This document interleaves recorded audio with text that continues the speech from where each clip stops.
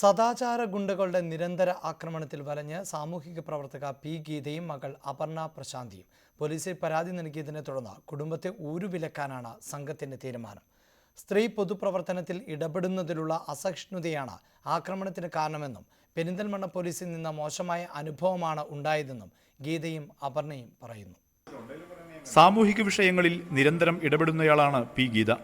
എഴുത്തുകാരി കൂടിയായ മകൾ അപർണ പ്രശാന്തിയും അടുത്തിടെയായി പൊതുരംഗത്തുണ്ട്.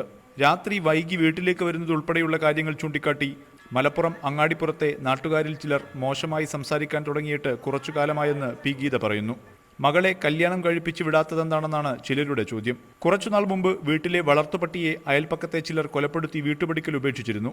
കഴിഞ്ഞ ദിവസം വീട്ടിൽ ഒറ്റയ്ക്കായിരിക്കെ അപർണ പ്രശാന്തിക്ക് നേരെ ആക്രമണമുണ്ടായി.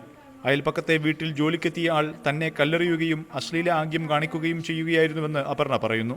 വേസ്റ്റ് തട്ടാൻ വേണ്ടിയിട്ട് പഠിക്കലെത്തുമ്പോഴായിരുന്നു ഈ കല്ലെറിണ്ടായത്. ഒരു പ്രാവശ്യം കല്ലെറിഞ്ഞ് നിർത്തുന്നതല്ല, പിന്നെ വരെയും ലൈംഗിക ചുവയുള്ള ആക്ഷൻസ് കാണിക്കുകയൊക്കെ ആയിരുന്നു അയാൾ ചെയ്തിരുന്നത്. സംഭവത്തിൽ പോലീസിൽ പരാതി നൽകിയതോടെ കൊലപ്പെടുത്തുമെന്നും ബലാത്സംഗം ചെയ്യുമെന്നുമാണ് ഭീഷണി. പരാതി നൽകിയപ്പോൾ പോലീസിന്റെ ഭാഗത്തുനിന്ന് മോശമായ പ്രതികരണമാണ് ഉണ്ടായത്. പെരിന്തൽമണ്ണ പോലീസ് സ്റ്റേഷനിൽ നിന്ന് ആദ്യഘട്ടത്തിൽ വളരെ നെഗറ്റീവ് പോലീസിങ്ങിൻ്റെ ഒരു പ്രവണതയാണ് ഉണ്ടായത്. നമ്മൾ ഡിവൈഎസ്പിക്ക് റെപ്രസെന്റ് ചെയ്തു.